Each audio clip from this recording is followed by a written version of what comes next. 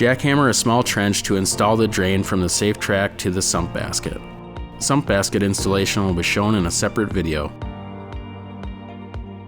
Assemble the 1-inch pipe with elbow, install in the trench with the top of the elbow flush with or slightly below the top of the floor. Seal around the pipe with SafeTrack adhesive. For block walls, drill 3/4 inch weep holes into each core and seam in the area the system is being installed. Poured walls do not require weep holes. Grind the floor near the wall so that it is smooth and level. A scar fire may be used as well. Remove all dust from the ground area.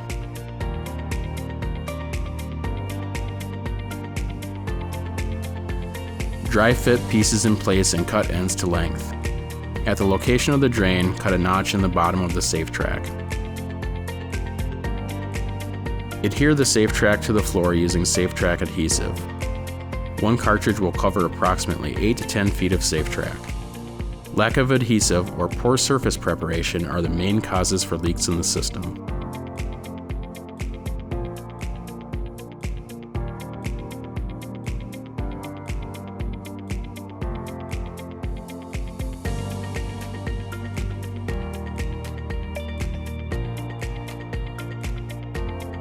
Attach safe edge clips with PVC glue.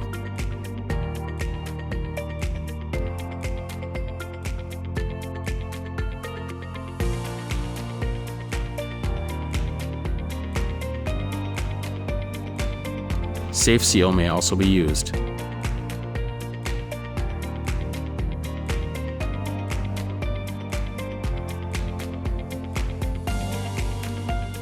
Run a bead of safe seal along the bottom of the SafeTrack where it meets the floor and seal each end. The system may then be tested for leaks by adding water behind the SafeTrack. In the case of leaks, dry the area and reapply safe seal.